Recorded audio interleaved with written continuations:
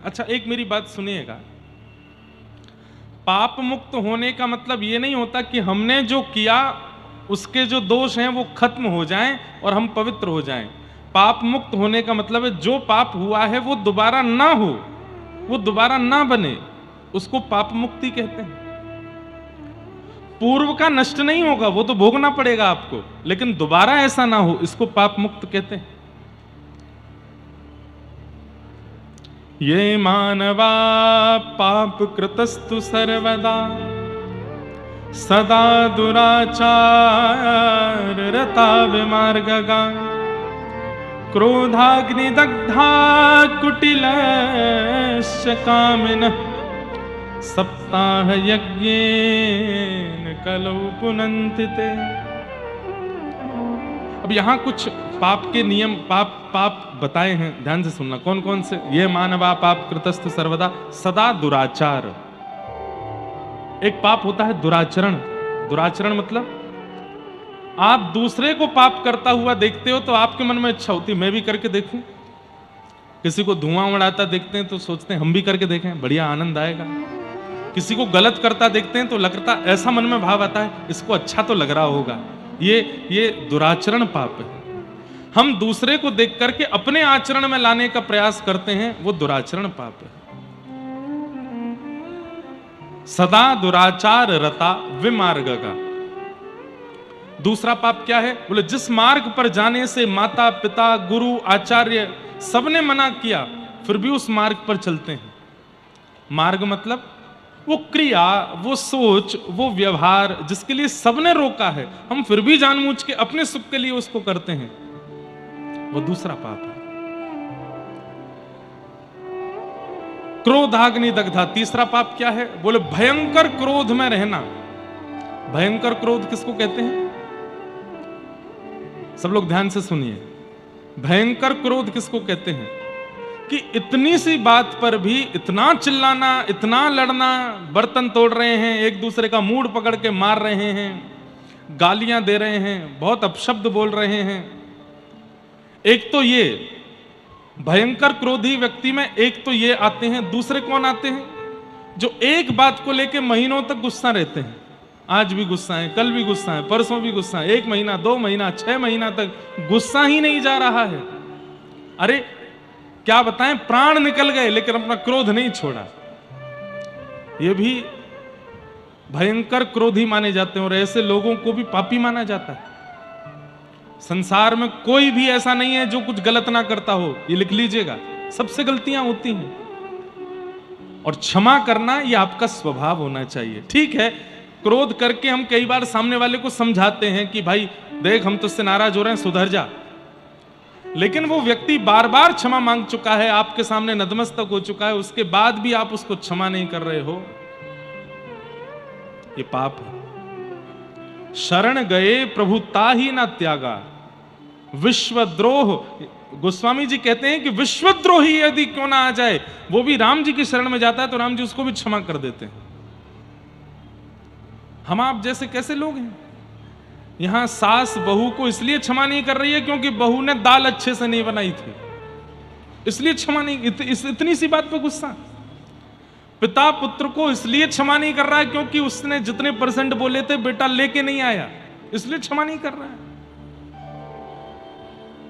बहन भाई को इसलिए क्षमा नहीं कर रही है क्योंकि उसके मनपसंद कपड़े नहीं दिलाए, इतनी सी बात पे गुस्सा।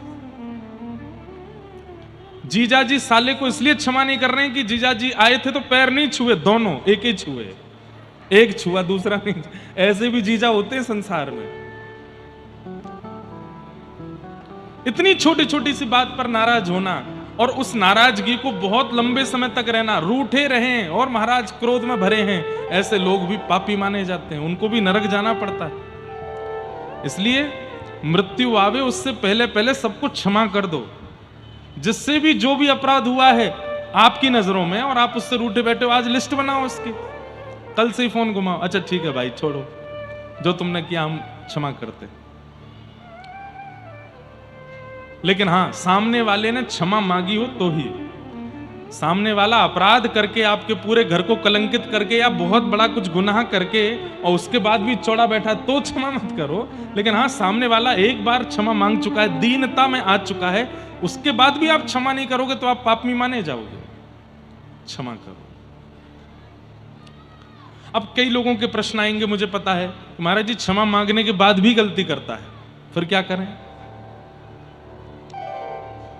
क्षमा मांगने के बाद भी गलती करे तो अगली बार ऐसा कह करके क्षमा करो कि अगर दोबारा किया तो जीवन में बात नहीं करेंगे, और फिर भी गलती करे तो फिर मत करना। आपने अपना कर्तव्य किया, एक बार की क्षमाई पर क्षमा किया। क्रोधाग्नि दग्धा, भयंकर क्रोधी जो है उसको भी पापी माना जाता है। कुटिलश्च कामिनः, कुटिल कौन है? सामने आएंगे तो आप बहुत अच्छे हो, मैं आपका भाई हूं, मैं आपका शुभ चिंतक हूं, और जैसे ही आप चले जाओगे तो आपका काम कैसे बिगड़े उसकी पूरी योजना बनाता है। आप कैसे गिरो, आपका पतन कैसे हो, आपका नाश कैसे हो, आपके सामने आपका शुभ चिंतक बनता है और पीछे से आपकी पूरी योजना बिगाड़ने की करता है। ऐसा व्यक्ति कुटिल है, वो भी पापी है। ये बातें हम इसलिए बताते हैं कि यदि ये लक्षण वाले भी यहां बैठे हैं तो वो समझ जाएं कि नहीं, ऐसा नहीं करना है हमें, ये पाप है। कई लोग ऐसे होते हैं, वो जब मिलते हैं तो बहुत प्रेम से मिलते हैं, आपके जीवन में कष्ट आने पर सबसे पहला फोन ही उन्हीं का आता, भैया तुम बिल्कुल चिंता मत करना, हम खड़े हैं तुम्हारे साथ। और जैसे ही आप फोन रखते हैं तो वे ही 10 लोगों को खड़ा करते हैं आपके साथ बुरा व्यवहार करने के लिए, और फिर आप उन्हीं को फोन कर रहे हो, अरे भैया देखो ऐसा हो रहा है, ऐसा, अरे मैं तो देख रहा था बहुत कष्ट हो रहा है, कोई बात नहीं सब ठीक होगा। फिर फोन रख के फिर चौथे को, अरे उसको ऐसा करो। ऐसे व्यक्ति कुटिल माने जाते हैं और वो भी पापी। और अगले पापी बताए कामिनः। अच्छा, एक बात आपको बताऊं, शास्त्रों में ऐसी भावना है कि क्रोधी और कामी ये दोनों व्यक्ति एक ही होते हैं। अगर कोई व्यक्ति भीतर से भयंकर कामी है तो उसका क्रोध बहुत होगा, यह निश्चित है, क्योंकि काम एक ऐसी वस्तु है जिसको व्यक्ति छुपाता है, लेकिन कामी व्यक्ति में क्रोध बहुत आ जाता है तो क्रोध से पता चल जाता है कि कामी है। इसलिए यदि कोई बहुत क्रोध दिखा रहा है तो इसका मतलब भीतर ही भीतर समझ जाइए इसमें दूसरा वाला दुर्गुण भी है। लेकिन ये जितने भी पाप के स्वरूप हैं, इन सब पाप के स्वरूपों की एक ही दवाई है, क्या? सप्ताह यज्ञेन कलौ पुनन्तिते, ये भागवत की कथा। अगर कोई 7 दिन बैठ करके नियमित रूप से कथा सुन ले और जो सुनी हुई बात है उसको जीवन में उतारने लग जाए तो 7 दिन की कथा उसके समस्त कल्मशों को नाश कर देते। सप्ताह यज्ञेन कलौ पुनन्तिते। सत्येन हीना पितृमात्र दूषका। और कौन कौन से पाप बताए? बोले सत्येन हीना, जो बिल्कुल सत्य नहीं बोलता, बात बात पर झूठ बोलता है, हर दिन झूठ बोलता है। मैं कथाओं में कहा करता हूं कि लोग काउंटर रखते हैं हाथ में, उसमें जपते रहते हैं राधा राधा राधा राधा राधा राधा। एक काउंटर आज ही खरीदिए, लेकिन उस पर नाम मत जपिएगा। जितने भी पाप हमने बताए ये जब जब आपसे बने उसको दबाइएगा। जब झूठ बोलो तब दबाओ, किसी के साथ बुरा करो तब दबाओ, किसी पे क्रोध करो तब दबाओ। जब किसी पे क्रोध करो तो उसको 10 बार दबाना, 1 2 3 4 5 6 7 8 9 10, और महीने भर तक उसकी गिनती मत देखना। महीने भर तक रोज काउंटर हाथ में रखो, जब भी कुछ गलत करो दबाओ दबाओ दबाओ, और 1 महीना पूर्ण होने के बाद फिर देखना। संख्या देख करके रूह कांप जाएगी आपकी। सपना आने लगेगा कि नरक में मेरे लिए स्थान रखा होगा, इतने पाप मुझसे हो गए। हम मानव बड़े विचित्र हैं, अच्छे कर्मों की गिनती करते हैं, बुरे कर्मों की कोई गिनती नहीं है। इसलिए बुरे कर्मों की सारी जो नोटबुक है वो यमराज रखते हैं हमारी, क्योंकि हम नहीं लिखते।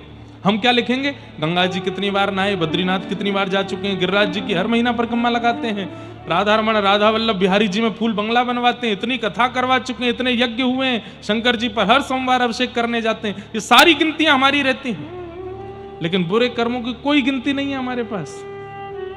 अपनी पत्नी से लड़ते हैं, बच्चों को गालियां देते हैं, उल्टा सीधा खाते पीते हैं, पड़ोसी से चिढ़ते हैं, बुआ के, चाचा के, ताऊ के बच्चों के साथ गलत व्यवहार करते हैं, माता पिता के साथ दुर्व्यवहार करते हैं, इनकी कोई गिनती हम नहीं करते।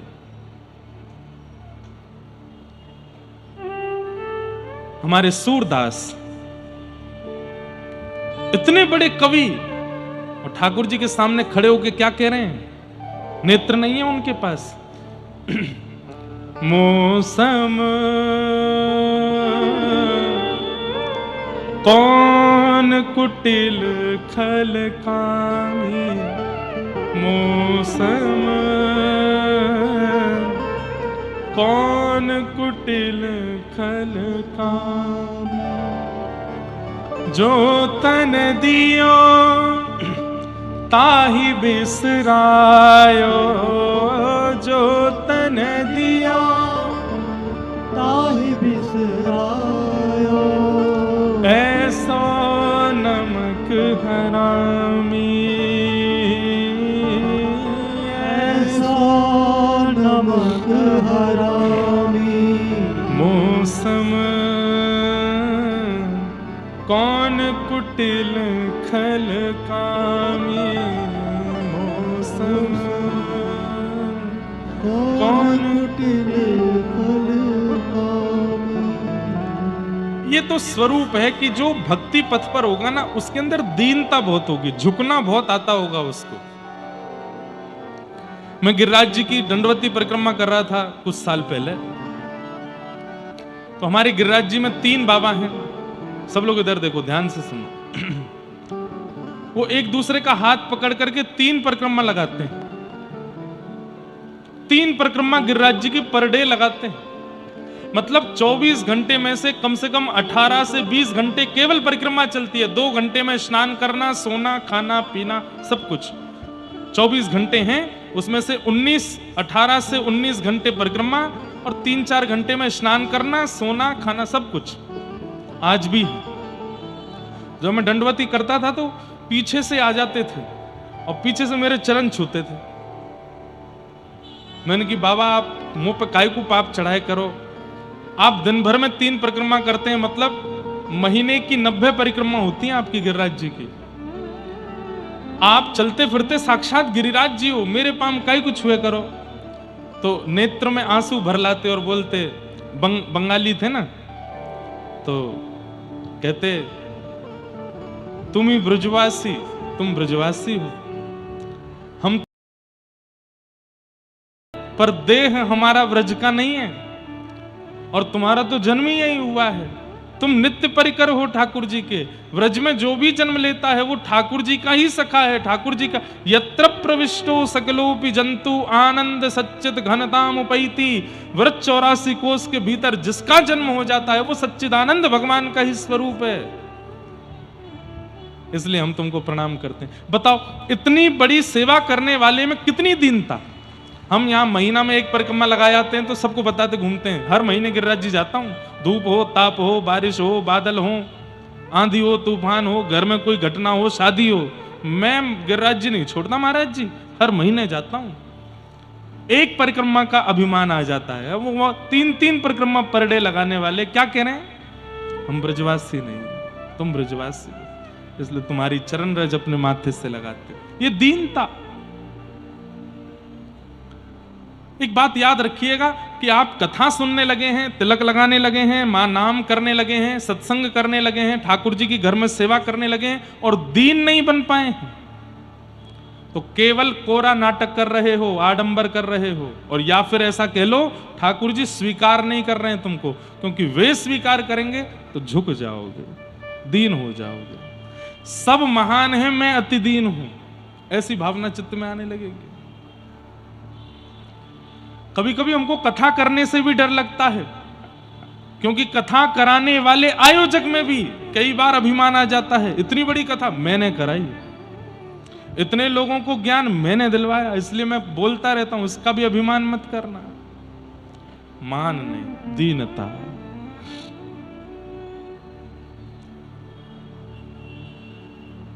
तो सत्येन हीना पितृमात्र दूषका और कई लोग बोलते हैं महाराज जी चकानयन सुनाओ, कई लोग बोलते हैं राधा गोरी गोरी सुनाओ, कई बोलते हैं ये सुनाओ ये सुनाओ। ये सब मिठाई है। मिठाई खाने का अधिकार तभी मिलेगा जब खूब करेला खाया होगा।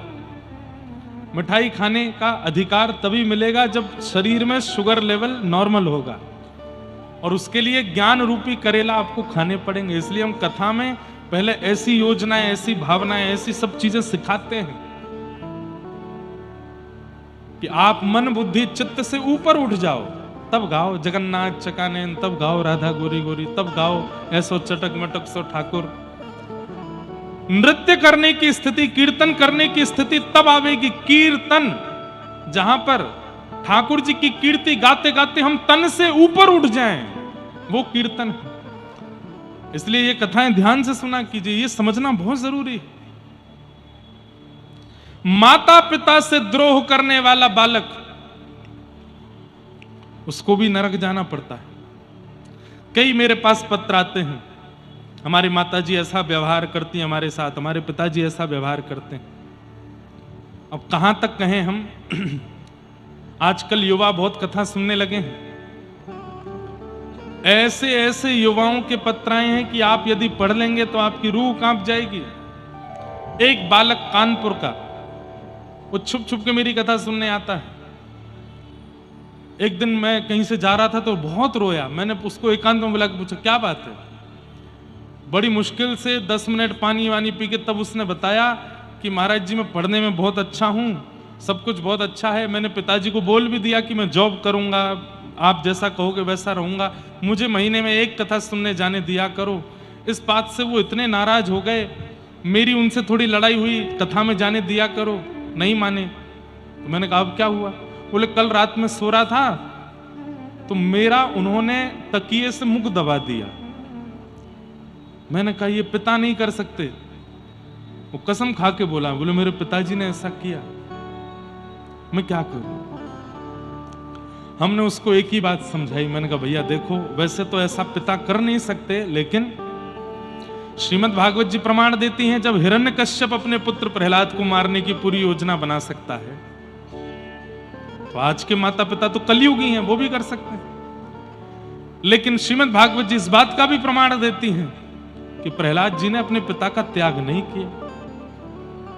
इसलिए बेटा, वो भले ही तुम्हारे पिता तुम्हारे संग ऐसा व्यवहार, तुम त्यागो मत उनको। ठाकुर जी से प्रार्थना करो, नाथ इनका मंगल करो, इनकी बुद्धि सुधारो, इनका मन सुधारो। कोई बालक आकर के बताते हैं, बोले जब से हम कथा में आने लगे हमारे पिताजी जिद में आकर के घर में मदिरा पान करते हैं कि तू जा कथा में, हम तो घर को नरक बनाएंगे। ऐसी भी क्या जिद है, ऐसे भी माता पिता होते हैं। तो कई बार हमें लगता है बालकों को कम समझाना है, बड़ों को ज्यादा समझाना है आजकल तो। लेकिन फिर भी माता पिता चाहे जैसे हों, उनका त्याग या उनके साथ दुर्व्यवहार नहीं करना है। भागवत जी की आज्ञा, पितृमात्र दोष का।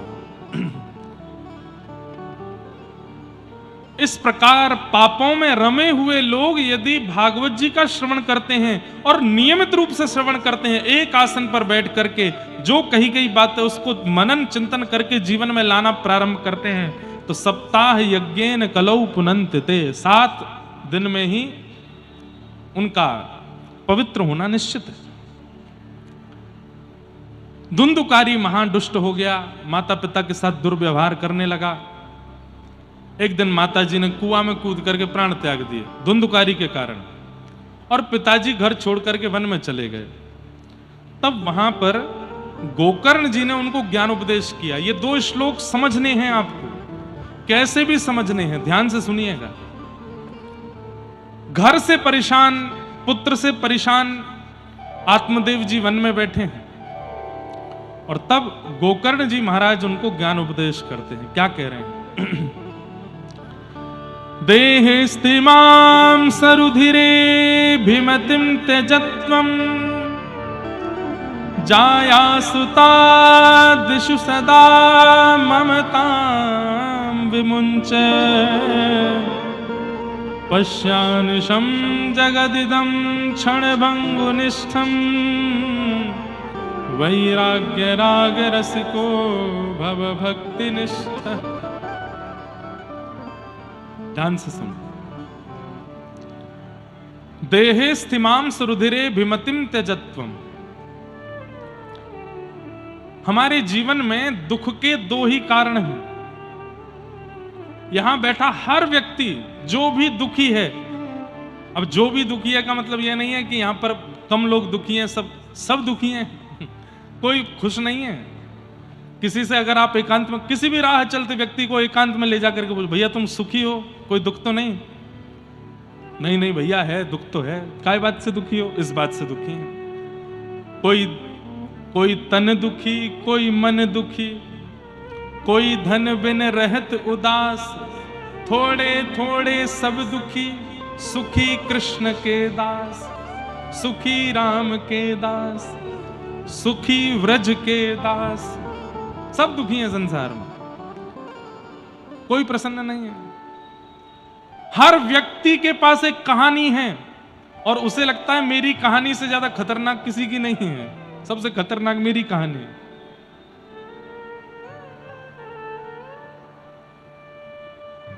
अगर कोई पिक्चर ऐसी बने जिस पिक्चर में हीरो सुखी ही सुखी रहता है, वो पिक्चर फ्लॉप हो जाएगी। अगर कोई ऐसी पिक्चर बने बड़े पर्दे की जिसमें जो एक्टर है वो सुखी दिखाया है, उसके जीवन में कोई दुख नहीं है, सब सुख ही सुख है, सुख ही सुख है, वो पिक्चर चलेगी नहीं, फ्लॉप हो जाएगी। लेकिन उसी पिक्चर में जो हीरो है, उसकी माता जी चली गई, उसकी प्रेमिका छोड़ के चली गई, और बढ़िया बनानी है तो प्रेमिका ने कहीं और ब्याह कर लिया, और बढ़िया बनानी है तो उसका दूसरा कोई जीवन में आ गया, वो भी छोड़ के चला गया, उसने भी कहीं और। इतनी सुपर डुपर हिट हो जाएगी, क्यों? दुखी दिखाया है। लोग बाग दुखी हैं, और जब उनको दुखी व्यक्ति बड़े पर्दे पर दिखता है तो वो रिलेट करते हैं, ये तो हमारे साथ भी होता है, ये तो हमारे साथ भी हो रहा है। संसार में सब दुखी। और आपको पता है पृथ्वी का नाम भागवत में क्या बताया गया? दुखालयम शाश्वतम। क्या है? दुखालयम शाश्वतम। जैसे भोजनालय में भोजन मिलता है, पुस्तकालय में पुस्तक मिलती है, कार्यालय में कार्य किए जाते हैं, विद्यालय में विद्या अध्ययन किया जाता है, ऐसे ही दुखालय में दुख ही मिलता है। सब दुखी हैं संसार में, कोई सुखी नहीं है। ये बातें इसलिए बताई जाती हैं कि थोड़ा हंसो, क्योंकि आप अकेले दुखी नहीं हो, सब दुखी हैं यहां पे, कोई प्रसन्न नहीं है। लेकिन फिर भी कई लोगों को लगता है अरे महाराज जी मेरा दुख अभी पता नहीं है आपको, वो सुन लोगे तो आप कहोगे कि मुझसे ज्यादा दुखी कोई नहीं। कुंती महारानी श्रीमद् भागवत में भगवान से कहती हैं, विपदः सन्तु न शश्वत तत्र तत्र जगद गुरो भवतो दर्शनम यत्स्यात् अपुनः भव दर्शनम। आहा, कितनी अद्भुत बात। कुंती कहती हैं,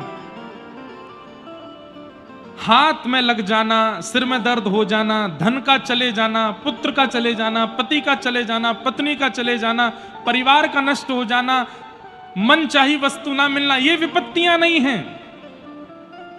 तो फिर विपत्ति क्या है? बोले हम जीवित हैं और फिर भी हमें कृष्ण का स्मरण नहीं होता, इससे बड़ी विपत्ति कोई नहीं है। ठाकुर जी को याद ना करना ये सबसे बड़ी विपत्ति है, और ठाकुर जी की याद बने रहना ये सबसे बड़ी संपत्ति है।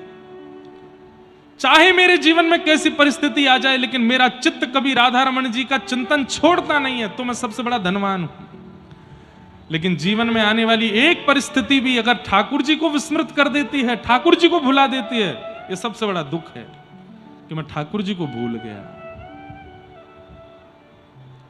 वास्तव में आप नहीं भूले, ठाकुर जी आपको भूल गए। यदि आज 24 घंटे में ठाकुर जी को आपने याद नहीं किया, तो यह मत सोचना कि ओहो मैं बहुत व्यस्त था, मैं बहुत प्रसन्न था आज, मैं बहुत खुश था आज ठाकुर जी को याद नहीं कर पाया। नहीं, ठाकुर जी ने आपको याद नहीं किया। आप कौन होते हो उनको याद करने वाले? लेकिन हर स्थिति में आपके चिंतन में वही चलते रहते हैं, तो इसका मतलब ठाकुर जी आपको याद कर रहे हैं। और इससे बड़ी संपत्ति क्या होगी कि ठाकुर जी आपको याद करें। तो मतलब डेफिनेशन सीधी है, आप ठाकुर जी को याद नहीं करते हैं, आप ठाकुर जी को नहीं भूलते हैं। जिस दिन ठाकुर जी की याद आवे सोचो ठाकुर जी आपको याद कर रहे हैं, और जिस दिन ठाकुर जी की याद ना आवे समझो ठाकुर जी आपको भूल गए। ये सोचा कीजिए।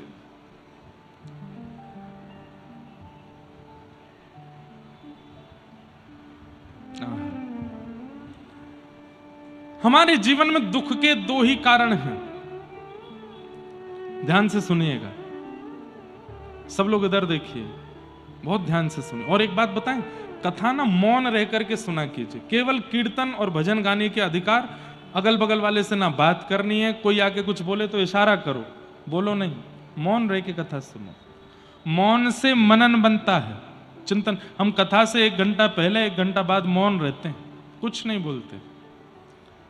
और कहीं कहीं कथा होती है वहां तो पूरे दिन मौन। अभी मुक्तिनाथ में भी मौन था, मैं केवल कथा में बोलते थे, या कोई वैष्णव भक्त मिल जाए, संत मिल जाए, उनसे बोलते थे, बाकी मौन। मौन से बहुत विचार शुद्ध होते हैं, इसलिए मौन रह के कथा सुनो और ध्यान से सुनो। हमारे जीवन में दुख के 2 ही कारण हैं, पहला अहमता और दूसरा ममता। अहमता किसमें होती है, या अहमता का मतलब क्या होता है? मैं कुछ हूं ये मानना, ये अहमत्व है। मैं आगरा का बहुत बड़ा सेठ हूं, मेरा इतने करोड़ का टर्नओवर है, मेरी पत्नी इतनी अच्छी है, मेरे बच्चे इतने अच्छे हैं, मेरा इतना बड़ा घर है, मैं बहुत बुद्धिमान हूं। अपने लिए बार बार सोचना कि मैं कुछ हूं, ये अहमत्व है। मैं कुछ भी नहीं हूं, सदा यही सोचो। अहमत्व कष्ट का पहला कारण, और कष्ट का दूसरा कारण क्या है? ममत्व। मेरी बेटी, मेरा बेटा, मेरा घर, मेरी मकान, मेरी गाड़ी, मेरा ये, मेरा वो। अहमत्व खुद पर होता है और ममत्व अपनों पर होता है, और ये 2 ही दुख के कारण है। तीसरा दुख का कारण हो नहीं सकता। वो व्यक्ति सदा सुखी जिसमें ना तो अहमत्व है और ना ममत्व है। एक दिन करके देख लो, एक दिन के लिए अहमत्व और ममत्व दोनों से ऊपर उठ जाइए। अहमत्व मतलब अपने आप को कुछ मत मानना, और ममत्व मतलब अपना कुछ मत मानना। उस दिन आप सबसे ज्यादा सुखी रहोगे, सबसे ज्यादा प्रसन्न रहोगे। आपसे ज्यादा खुश कोई नहीं होगा। और वही बात यहां पर गोकर्ण जी समझा रहे हैं। देहे स्थिमाम सरुधिरे भिमतिम त्यजत्वम। पिताजी,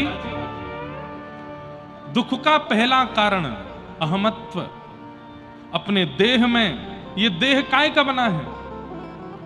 मांस, रक्त, रुधिर, नस और ये त्वचा, इसका बना हुआ ये देह है। इसमें कोई ममता मत करो।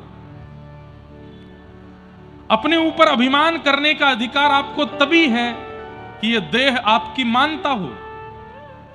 आज अपने देह को बोल के देखिए, ए भाई तू 28 साल का हो गया, तूने जब कहा तेरे को पेठा खिलाया, गुलाब जामुन खिलाया, झालमुड़ी खिलाई, और बताओ क्या खिलाया? छोले भटूरे खिलाए, और क्या खिलाया? छोले कुलचे खिलाए। मथुरा में क्या मिलता है? कचौड़ी खिलाई, और बेड़ई खिलाई, आलू की सब्जी खिलाई। तेरे को इतना कुछ खिलाया, तूने जो ब्रांड के कपड़े बोले वो तेरे को पहनाए, तूने जो ब्रांड के शूज बोले वो तेरे को पहनाए, तूने जैसी घड़ी बोली वो पहनाए, कान में कुंडल, नाक में क्या पहनते हैं वो नथनी, गले में हार। मतलब अपने देह से बात करना एक बार, जैसा तूने चाहा, बल्कि तेरी उम्मीदों से ज्यादा तुझको मैंने दिया। 28 साल हो गए, आज मेरी बात मानेगा क्या? चल अब तू पतला होना शुरू हो जा, मेरी बात मान ले। तेरी हमने 28 साल मानी, तू एक बार नहीं मानेगा मेरी? चल अब एक काम कर। बोले क्या? बाल सफेद नहीं होने चाहिए, एक भी बाल सफेद मत करियो, मानेगा? अच्छा चल एक बात मान ले। बोले क्या? ये मुख पर झुर्रियां नहीं आनी चाहिए। मैं भले ही 40 का हो जाऊंगा, फिर 50 का होऊंगा, बूढ़ा नहीं होना। देख तेरे मैंने कितना माना ना तुझको, तू मानेगा ना मेरी बात? शरीर मानेगा आपकी? तो फिर इस शरीर पर अभिमान कैसा जो आपके ही कंट्रोल में नहीं है, जो आपके ही वश में नहीं है? मोटिवेशन के लिए जाते हैं लोग, मेडिटेशन के लिए जाते हैं लोग, बड़े बड़े बड़े बड़े कैंप शिविरों में जाते हैं, क्यों? अपने मन को समझाने के लिए, अपनी बुद्धि को अपने कंट्रोल में करने के लिए, लेकिन फिर भी वश में नहीं रहता। जो आपके वश में नहीं है उस पर कभी अभिमान होगा आपको? कभी नहीं हो सकता। घर में लोग पेट रखते हैं, बिल्ली रखते हैं, कई लोग कुत्ता भी रखते हैं, वैसे मनाही है शास्त्रों में, नहीं रखना चाहिए, लेकिन फिर भी रखते हैं। उसको आप घर में तभी रखोगे जब वो आपकी माने। ए चलो खड़े होके दिखाओ, वो खड़ा हो जाए। ए चलो बैठ जाओ, चलो चलो चलो अपने कमरे में जाओ। लेकिन वो आपकी मानता ही नहीं है। घर पे आने वाले हर अतिथि को खा जाता है, आपके रसोई में जाके सब फैला जाता है, आपकी एक नहीं सुन, क्या करोगे? उसको निकाल दोगे घर से। लेकिन ऐसे ही एक पेट को हमने रखा है जो हमारी बिल्कुल नहीं मानता। हमारा खुद का शरीर, ये बूढ़ा भी होगा, मोटा भी होगा, शुगर भी बढ़ेगी, कोलेस्ट्रॉल भी बढ़ेगा, बाल भी सफेद कर लेगा, झुर्रियां भी, आपको एक दिन स्वरूप से कुरूप बना देगा, लेकिन फिर भी हम इस पर अभिमान ही किए रहते हैं। ये सबसे बड़ा ज्ञान है हमारा। जिस दिन आपने समझ लिया ये बात कि ये अपनी करने वाला है, मेरी बिल्कुल सुनने वाला नहीं है, तो मैं इस पर अभिमान क्यों करूं? आपसे बड़ा सुखी कोई नहीं होगा। अहमत्व दुख का पहला कारण। कई लोग समझ गए बात को, कई लोग कह रहे हैं बात तो बढ़िया कर रहे हैं, उनका खुद का भी तो शरीर है, ये अपने शरीर के लिए भी तो करते ही होंगे। करते हैं, हम भी करते हैं, जितना आवश्यक है सब करते हैं। लेकिन हम सत्य बताएं, कोई प्रशंसा के भाव से नहीं बता रहे। हमको कोई आगे कुछ पहना जाए तो हम पहन लेते हैं, हमको कोई आगे कुछ दे जाए तो दे रख लेते हैं। कोई ऐसी अपनी इच्छा कुछ नहीं रह गई है, कुछ भी नहीं। और ये भागवत जी की कृपा है कि अपनी इच्छा कुछ भी है ही नहीं, जैसे जो मिल जाता उसमें प्रसन्न है। ठाकुर जी 10 साल पहले कथा करवाने शुरू किए, कोई सुनता नहीं था तब भी कथा करते थे। आज इतने लोग सुनते हैं तो भी कर रहे हैं, आगामी 10 साल बाद फिर कोई नहीं सुनेगा तब भी करेंगे। लेकिन उसमें कोई अहमत्व ममत्व नहीं। और ये हम स्वयं को ही सुनाते हैं कथा, अपने आप को ही बता रहे हैं कथा। तो पहला दुख का कारण क्या है? अहमत्व। अहमत्व शरीर में होता है। और दूसरा दुख का कारण है ममत्व। इस शरीर के जितनी संबंध हैं उन सब में ममत्व होता है। पत्नी में, बच्चों में, गाड़ी में, घोड़े में, घर में, दरबार में, धन में, धान्य में, सब चीजों में। जब अपना ही शरीर हमारा नहीं है तो फिर ये अपने जो बोलने वाले लोग हैं ये अपने कैसे हो सकते हैं? एक बार किसी घर में किसी की मृत्यु हो गई, पूरा घर रो रहा था। बच्चे रो रहे थे, पिताजी चले गए, पत्नी रो रही थी, पति चले गए, माता पिता रो रहे थे, बेटा चला गया, भाई रो रहे थे, हमारा भाई चला गया, मित्र रो रहे थे, हमारा यार चला गया। एक संत आए, संत ने आकर के बोला, ध्यान से सुनना, देखो अहमत्व और ममत्व ये निकलने वाला नहीं है। ध्यान से सुनना, ये निकलने वाला नहीं है हमारे जीवन से, पर कई बार नॉलेज होना जरूरी है, पता होना जरूरी है। कब निकल जाए कुछ कह नहीं सकते। ठाकुर जी की कृपा होगी तो निकल भी सकता है, इसलिए सुन लीजिए। निकलेगा नहीं, या मेरे कहने से सब अहमत्व ममत्व से मुक्त हो जाएं, ऐसा होगा नहीं, पर सुन तो लीजिए। सब रो रहे थे। एक साधु गए, ए बालक तुम क्यों रो रहे हो? बोले मेरे पिताजी चले गए। कहां चले गए? बोले भगवान के पास चले। तुम रो क्यों रहे हो? बोले मैं उनके बिना रह नहीं पा रहा। तो साधु ने अपने झोले में से जहर निकाल के, तुम भी खा लो, तुम भी चले जाओ उनके पास। बालक बोला कैसी बात करते हो? बोले तुम इतना रो रहे हो, इतना तुम व्याकुल हो रहे हो, लो खा लो। अरे नहीं वो वाली बात नहीं है, हमको ये नहीं। तो क्यों, तुम रो रहे हो तो तुम भी चले? नहीं जाएंगे। इसका मतलब क्या? ये जितने अपने हैं ना, अपने अपने अपने अपने बोलने वाले, एक भी अपना साथ नहीं जाएगा। अकेले जला के आ जाएंगे आपको शमशान में, रोएंगे, बेहोश हो जाएंगे, रो रो करके बेहाल हो जाएंगे, लेकिन आपके साथ जाएंगे नहीं। जाओ अकेले। तो फिर ऐसों से प्रीति कैसी? जहां प्रियतम सो प्रीत घनेरी, सो देख डर जई हैं, मन पंछी उड़ जई हैं, जा दिन मन पंछी उड़ जई हैं। जा प्रियतम सो प्रीति घनेरी। अरे महाराज, यदि रास्ते में कोई जानवर मर गया हो तो आप बगल से निकल सकते हो, लेकिन कोई मानव मर गया हो रास्ता घूम के जाते हैं। क्यों? कहीं हमारे ऊपर चिपट नहीं जाए। जीत की तो मृत्यु के बाद भी डर लगता है उससे। कभी कभी मैं सोचता हूं, क्या केवल मानवों की आत्मा भटकती है? जानवरों की भी भटकती होगी, लेकिन उनसे डर नहीं लगता हमको, मानवों से ही क्यों लगता है? अरे अनजान मानव से तो लगता ही है। घर का व्यक्ति, अपना व्यक्ति भी यदि चला जाए तो पूरा घर रोता है, लेकिन उसके जाने के 5 दिन बाद यदि वो यमराज जी से कहे, देखो मेरी पत्नी कितना रो रही है, मेरे बच्चे रो रो के बेहाल हो रहे हैं, 1 सेकंड के लिए मुझे जाने दो इनके पास, और यमराज जी मानो आज्ञा दे दें, चल ठीक है जा। घर पे आया, बेल बजाई, बच्चे निकल के आए, और जैसे ही द्वार खोला, एक तो वहीं बेहोश हो गया और 2 डर के भागे, मम्मी बचाओ, भूत भूत भूत। अरे नहीं बेटा, मैं तेरा पापा। नहीं नहीं नहीं, भागो, भूत पिशाच निकट नहीं आवे, महावीर जब नाम सुना। आप तो चले गए थे। ये बातें यहां से नीचे नहीं कर सकते, यही कर सकते। क्यों? यहां से नीचे तो व्यवहार चलता है ना, यहां नहीं चलता। वास्तविकता यही है कि जिसके लिए हम इतना रो रहे हैं, जिससे हम इतना प्रेम मानते हैं, जिसको तुम अपना अपना कहे घूमते हो, वही डरते हैं आपसे मृत्यु के बाद। घर में यदि फोटो लगी हो जिनके प्राण चले गए हैं, और किसी दिन आप भोजन कर रहे हो, आपने उनकी ओर देखा और वो अपने आंख मटका रहे हैं ऐसे, तो क्या होगा? इनकी फोटो भीतर रखो, आंख घुमाते हैं, कुछ तो गड़बड़ है। कैसे अपने सारे अपने, एक बहुत सुंदर एक श्लोक है, धनानि भूमौ पशवश्च गौष्ठे भार्याग्रहे द्वारि जनश्मशाने देहश्चितायां स्वर देहश्चितायां परलोक मार्गे धर्मानुगो गच्छति जीव एक। आपने जिनको भी अपना माना, एक भी आपके साथ नहीं जाएगा। प्रमाण के रूप में सुनिए, धनानि भूमौ, सब लोग ध्यान से सुनो, धन जहां रखा है वहीं रखा रहेगा। आपने इतना खून पसीना मेहनत करके धन कमाया, अपने पैर घिस दिए, अपने बाल सफेद कर दिए, पसीना पसीना हो गए, तब जाकर के इतना धन कमाया। वो धन आप पर इतनी भी संवेदना नहीं करता कि आप जब प्राण त्यागो तो यूं कहे, अरे स्वामी तुमने मुझे कमाया, अपने संग ले चलो। नहीं जाएगा,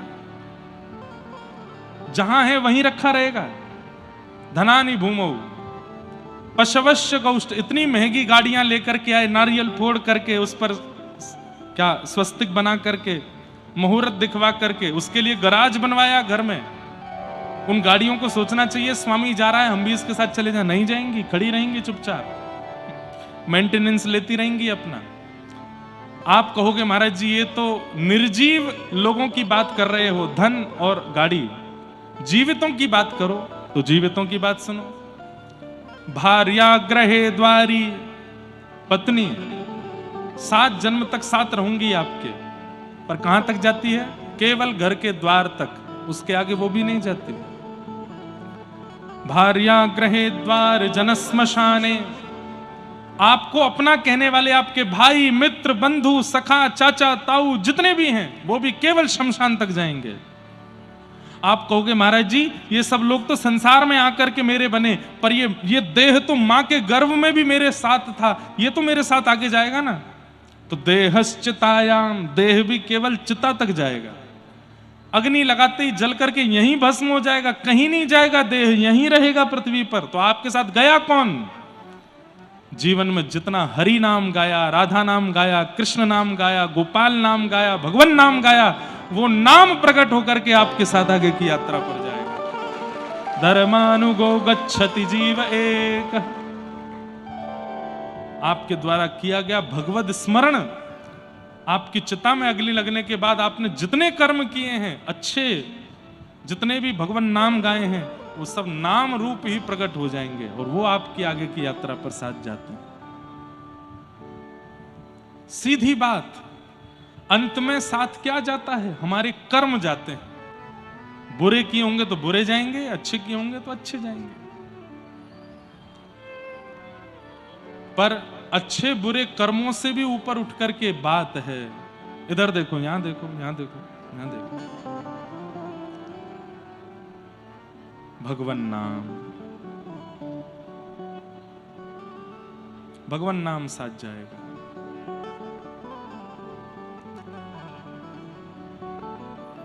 भगवान नाम साथ जाएगा।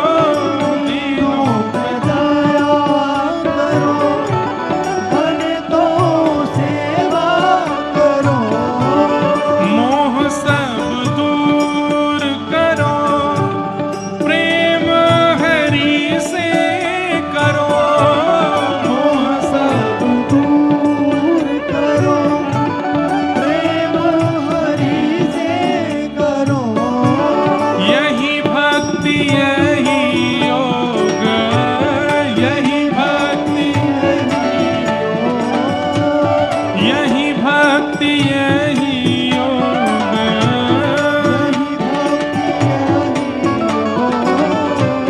यही ज्ञान सारा, हरि का भजन करो, हरि है हमारा, हरि का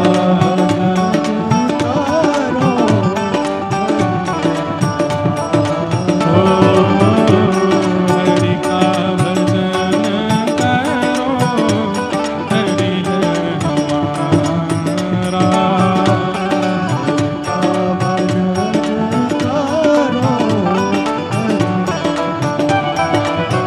ओ हरि नाम लेने वाला, हे हरि नाम गाने वाला, ओ हरि का है प्यारा, हरि का भजन करो, हरि है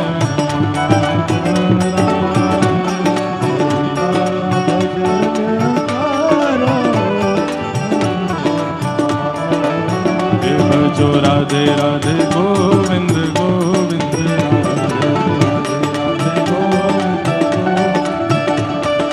राधे राधे गोविंद गोविंद,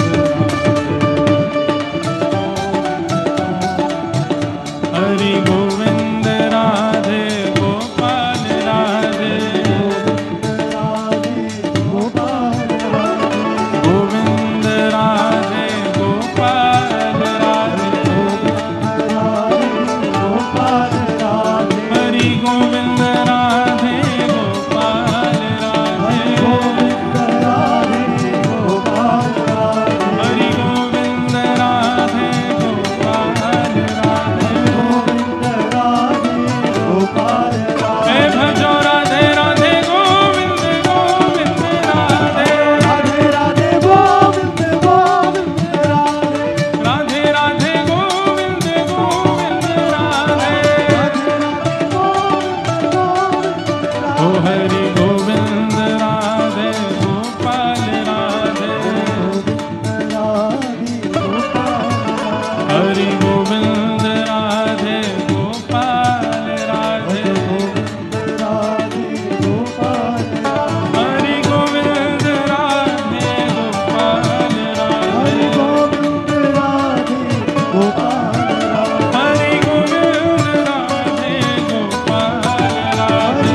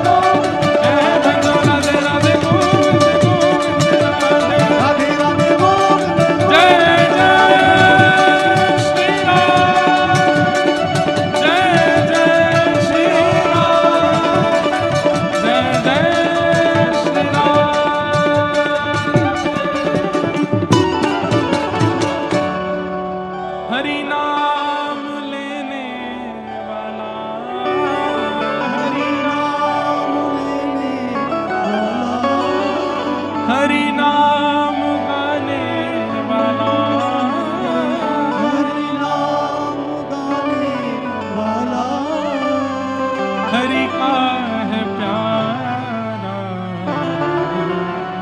हरि का भजन करो, हरि है हमारा, हरि का भजन करो, हरि है। अरे अपनों का इतना यश गाते हो, मेरा बेटा ऐसा, मेरी बेटी ऐसी, मेरे सब ऐसे, तो वो हरि भी तो हमारे हैं, किसी और के थोड़े ही हैं, हमारे हैं। उनका भी खूब यश गाओ, उनका भी खूब कीर्तन गाओ, उनको भी खूब याद करो। तो ये दो चीजें जिनके जीवन में वो महादुखी हैं, अहमता और ममता। अब बात आए अगर हम सार्वजनिक रूप से करें तो हम लोगों जितने भी यहां बैठे हैं, हम सब में अहमता ममता है, बस किसी में बहुत ज्यादा है, किसी में थोड़ी कम है, और जिसमें कम है वो थोड़ा सा जो है ठीक है, और जिसमें बहुत ज्यादा वो नेक में दुखी हो जाता है। इसी बात से दुखी हैं। किस बात से? हम सोफे पर नहीं बैठे हैं और नीचे बैठ के कथा सुन रहे हैं, इसी बात से दुखी हैं। किस बात से दुखी हैं? वो हमारा पड़ोसी वो कूलर के आगे बैठा है, हम यहां बैठे हैं, इसी बात से दुखी हैं। तो दुख का कारण अहमता। अब यहां पर भी तो अहमत्व ही है कि मैं सोफे पर बैठूं। सोफे पर बैठने की इच्छा आत्मा की नहीं है, देह की। शरीर अभिमानी है, इसीलिए तो उसको सोफा चाहिए, इसीलिए उसको कूलर चाहिए, इसीलिए उसको ऐसा चाहिए वैसा चाहिए। तो पूर्ण रूपेण खत्म तो नहीं हो सकते, लेकिन मंद तो कर सकते हैं, थोड़े इनको सूक्ष्म तो कर सकते हैं। तो अहमत्व और ममत्व, इन दोनों के विषय में कैसे घटें अहमत्व और ममत्व, तो गिनती कीजिएगा कितने कितने कारण बताए हैं अहमत्व और ममत्व को विश्राम देने के। देहे स्थिमां सरुधिरो धर्मं भजस्व सततम त्यजलोक धर्मान सेवस्य साधु पुरुषां जहि काम तृष्णा अन्यश्च दोष गुण चिंतनमाशु मुक्त्वा सेवा कथा रस महो नितराम पिबत्व। बहुत ध्यान से समझ। अहमत्व और ममत्व, इन दोनों की स्थिति घटेगी कैसे? तब कहते हैं सबसे पहली बात बोले धर्मम भजस्व, धर्म को भजो। धर्म को भजो मतलब आचार्य जो कहते हैं, गुरुजन जो कहते हैं, शास्त्र जो कहते हैं, परिवार जो कहता है, माता पिता जो कहते हैं, उसका पालन ज्यादा से ज्यादा करने का प्रयास करो। यही धर्मम भजस्व है, पहली बात। दूसरा, त्यज लोक धर्मान, लोक धर्म में ज्यादा मत रहो। लोक धर्म किसको कहते हैं? इनको रिझाना, उनको मनाना, उससे बात करना बहुत जरूरी है। क्यों? बोले उससे मेरा काम बनेगा। घर पे आ रहे हैं, इनका सत्कार ऐसे ऐसे करना पड़ेगा। क्यों? बोले वो मेरा ये काम बनवाएंगे। स्वार्थ से किसी के प्रति संबंध बनाना, ये लोक धर्म है, इससे बचो। ज्यादा स्वार्थ में जीवन में मत रहिए। ठीक है, 4 रोटी कम खा लेंगे, लेकिन भाई स्वार्थ में किसी से प्रेम नहीं है तो फिर काहे को जाएं उसके पास? जबरदस्ती हजूरी कर रहे हैं। क्यों? इससे हमारा काम बनेगा। कई बार बोल दिया जाता, वो अंकल आ रहे हैं, उनके ना लेट के पांव छूना, बच्चों को समझा देते हैं। क्यों? खुश हो जाएंगे। उससे क्या होगा? पिताजी 1100 का लिफाफा लाए होंगे, 2100 का देके जाएंगे। तुमको देखेंगे ना लेट के प्रणाम कर रहे हो। ये लोक धर्म है। ये बहुत लोगों को रिझाना, अपनी ओर आकर्षित करना, उनको बटरिंग करना, ये सब लोक धर्म में आता है। इससे बचो। ये ज्यादा बनावटी बनने की आवश्यकता नहीं है। धर्मम भजस्व त्यजलोक धर्मान। और तीसरा, सेवस्य साधु पुरुषाम जहि काम तृष्णाम। साधु पुरुषों की सेवा कैसे करो? सेवा तो बहुत करते हैं, लेकिन एक चीज भूल जाते हैं, सेवस्य साधु पुरुषाम जहि काम तृष्णाम। काम और तृष्णा का त्याग करके उनकी सेवा करो। कोई कामना से किसी महाराज जी को प्रणाम मत करो। महाराज जी को प्रणाम करो बच्चों, पेपर अच्छे मार्क्स आएंगे। अब बच्चे लगे हैं महाराज जी को प्रणाम करने। कोई बात नहीं, एक रात नहीं पढ़ेंगे तो भी अच्छा, महाराज जी को प्रणाम तो किया है, पेपर तो अच्छा जाएगा। ऐसा नहीं होता। किसी कामना से किसी साधु पुरुष की सेवा मत करो, और तृष्णा रहित होकर के, इच्छा विमुक्त होकर के साधु पुरुषों की सेवा करो। सेवस्य साधु पुरुषाम जहि काम तृष्णाम। और अंतिम लक्षण बताया, अन्यश्च दोष गुण चिंतनमाशु मुक्त्वा। पांचवा लक्षण, दूसरे में दोष गुण देखना बंद कर दो। इसमें ये कमी है, इसमें ये कमी है। मैं कथाओं में कहा करता हूं, हमारी नेत्र इतने ज्यादा परफेक्ट हैं, इतने बढ़िया डिजाइन किए हैं भगवान ने, दोष चुटकियों में देख लेते हैं, गुण नहीं देख पाते। कहीं भी चले जाओ आप, कहीं भी, और छोड़ो, हमसे ही मिलने आ जाना। हमसे मिल जाने के बाद जब अपने 4 दोस्तों को लेके आना, ठीक है, हमसे मिलने, एक प्रैक्टिकल बता रहे हैं, और हमको मिल करके उनको भी मिलवा के जैसे सीख लेते हैं।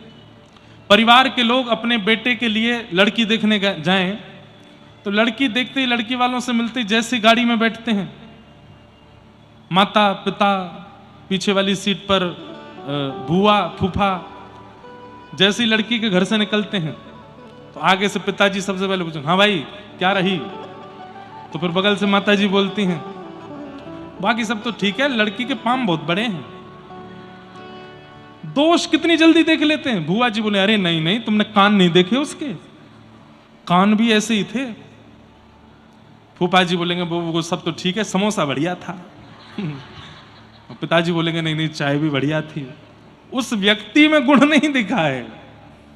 फिर अंत में जाकर के कहते, ठीक है, अच्छा है, गुण तो मिल ही गए हैं कुंडली में, हमको भले ही नहीं दिखे हो, कुंडली में तो दिख रहे हैं, कर दो ब्याह। मतलब मैं ये बात क्यों बता रहा हूं कि हम लोगों की दृष्टि में दोष बहुत जल्दी दिख जाता है, गुण नहीं दिखता।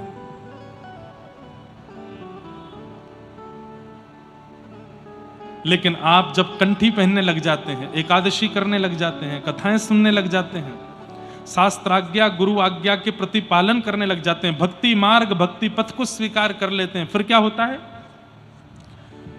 होता नहीं है, ये लक्षण है, सबके नहीं होता, पर किसी किसी का ऐसा हो जाता, उसको गुण ही गुण दिखते हैं।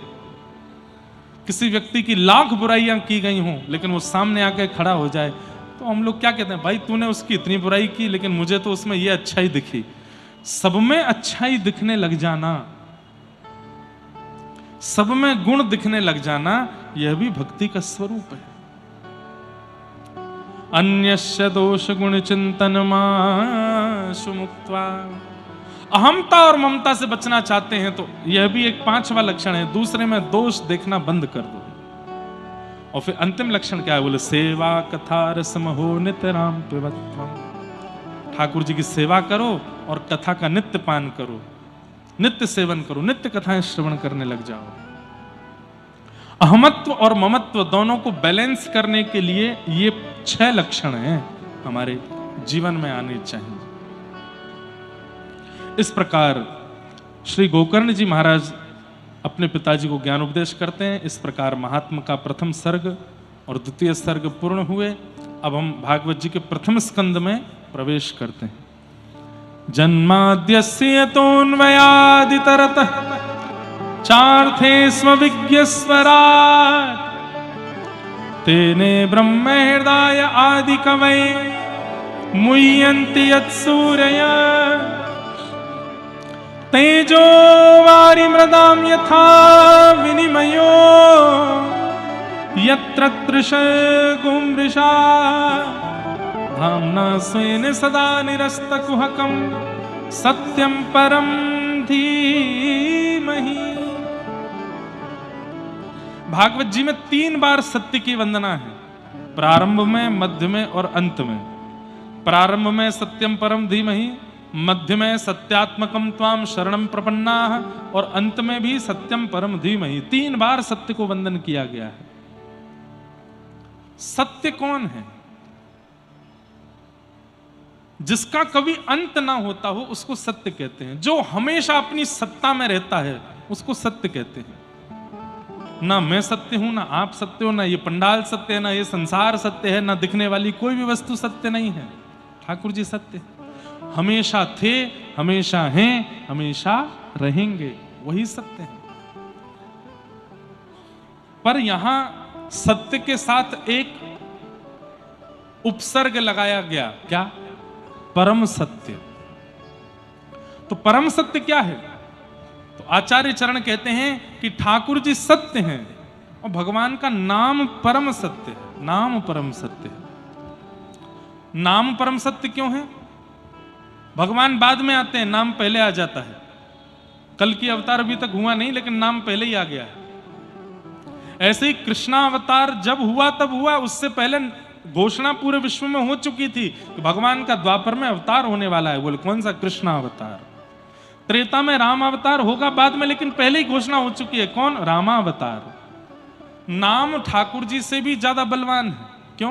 पहले आ जाता है और ठाकुर जी चले जाते हैं, पर नाम सदा रहता है। दूसरी बात, ठाकुर जी चले जाते हैं पर नाम रहता है, और वही नाम भक्तों के चित्त में जिह्वा पर सदा रमे रमे रमे रमे एक दिन दोबारा उनको प्रकट कर देता है। इस कलिकाल में कितनी बार ठाकुर जी प्रकट हो चुके हैं। मीराबाई के लिए प्रकट हुए, सक्कूबाई के लिए प्रकट हुए, कबीरदास के लिए प्रकट हुए, सहजोबाई के लिए प्रकट हुए। कितनी बार ठाकुर जी प्रकट हो चुके हैं। नरसिंह मेहता के लिए प्रकट हुए।